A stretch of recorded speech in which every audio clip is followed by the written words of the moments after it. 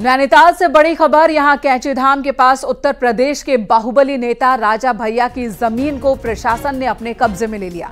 तकरीबन 27 नाली जमीन है जो नैनीताल प्रशासन ने अपने कब्जे में लिया है। साथ ही सरकारी रिकॉर्ड में इस जमीन को दर्ज कर कार्रवाई शुरू कर दी गई है।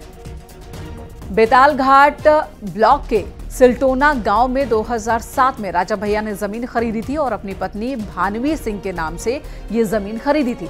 इस जमीन को कृषि उद्देश्य से खरीदा गया था, लेकिन आज तक यहां पर कृषि का कोई काम हुआ ही नहीं। राजस्व परिषद कोर्ट से भी इसी साल भानवी सिंह केस हार गई थी, जिसके बाद आज प्रशासन ने राजा भैया की जमीन पर कब्जा कर लिया है।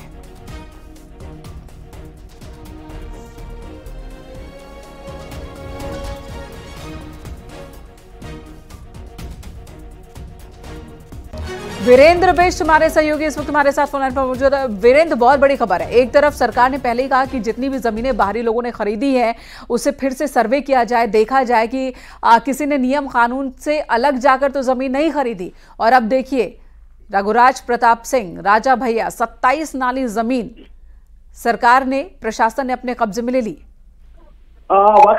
वाकई अगर देखा जाए तो जिस तरह से मामला निकल के सामने आया है कि जो बेताल घाट का सिलटोना वाला इलाका है वहां पर 27 नाली कोल जमीन खरीदी गई थी और राजा भैया ने अपनी पत्नी के नाम में जमीन खरीदी गई थी और इसका मुख्य प्रयोजन कृषि उपयोग बताया गया था। लेकिन इतने साल बाद भी 2007 के आसपास ये जमीन खरीदने की बातचीत होती है और इतने साल बाद भी जो कार्य के लिए ये जमीन ली गई थी वो कहीं पर भी उसका उस तरह का उपयोग नहीं हो सका है।